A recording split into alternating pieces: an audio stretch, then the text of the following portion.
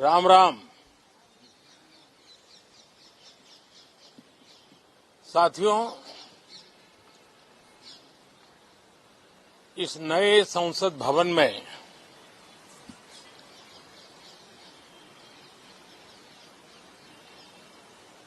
जो पहला सत्र हुआ था, उसके आखिर में इस संसद ने एक बहुत ही गरिमापूर्ण फैसला लिया था और वो फैसला था नारी शक्ति वंदन अधिनियम। और उसके बाद 26 जनवरी को भी हमने देखा किस प्रकार से देश ने कर्तव्य पथ पर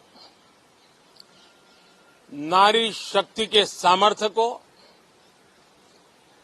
नारी शक्ति के शौर्य को, नारी शक्ति के संकल्प की शक्ति को अनुभव किया। और आज बजट सत्र का आरंभ हो रहा है, तब राष्ट्रपति द्रौपदी मुर्मू जी का मार्गदर्शन और कल निर्मला सीतारमण जी के द्वारा इंटरिम बजट, एक प्रकार से ये नारी शक्ति के साक्षात्कार का पर्व है। साथियों, मैं आशा करता हूं कि गत 10 वर्ष में जिसको जो रास्ता सूझा, उस प्रकार से संसद में सबने अपना अपना कार्य किया। लेकिन मैं इतना जरूर कहूंगा कि जिनको आदतन हुड़दंग करने का स्वभाव बन गया है, जो आदतन लोकतांत्रिक मूल्यों का चीरहरण करते हैं,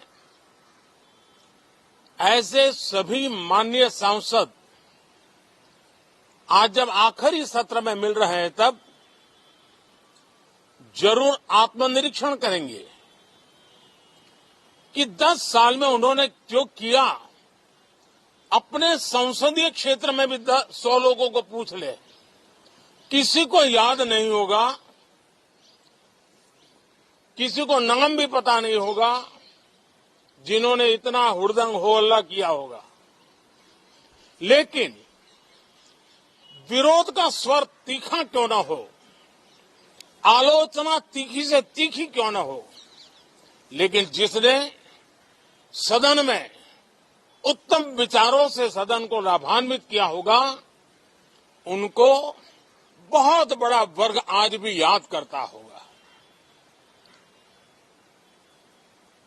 आने वाले दिनों में भी जब सदन की चर्चाएं कोई देखेगा, तो उनका एक एक शब्द इतिहास की तवारीख बनकर के उजागर होगा। और इसलिए जिन्होंने भले विरोध का किया होगा, लेकिन बुद्धि प्रतिभा का दर्शन कराया होगा, देश के सामान्य मानवी के हितों का कंसर्न दिखाया होगा, हमारे खिलाफ तीखे से तीखी प्रतिक्रिया की होगी, उसके बावजूद भी मैं अवश्य मानता हूं कि देश का एक बहुत बड़ा वर्ग, लोकतंत्र प्रेमी सभी लोग इस व्यवहार की सराहना करते होंगे। लेकिन जिन्होंने सिर्फ और सिर्फ नकारात्मकता, हुड़दंग, शरारतपूर्ण व्यवहार, ये जो किया होगा, उनको शायद ही कोई याद करे। लेकिन अब ये बजट सत्र अवसर है पश्चाताप का भी अवसर है, कुछ अच्छे फुटप्रिंट छोड़ने का भी अवसर है। तो मैं ऐसे सभी माननीय सांसदों से आग्रह करूंगा कि आप इस अवसर को जाने मत दीजिए, उत्तम से उत्तम परफॉर्म कीजिए, देश हित में उत्तम से उत्तम अपने विचारों का लाभ सदन को दें और देश को भी उत्साह और उमंग से भर दें। मुझे विश्वास है, आप तो जानते ही हैं कि जब चुनाव का समय निकट होता है तब आमतौर पर पूर्ण बजट नहीं रखा जाता है। हम भी उसी परंपरा का निर्वाह करते हुए पूर्ण बजट नई सरकार बनने के बाद आपके समक्ष लेकर के आएंगे। इस बार एक दिशा निर्देशक बातें लेकर के देश की वित्त मंत्री निर्मला जी हम सबके सामने कल अपना बजट पेश करने वाली है।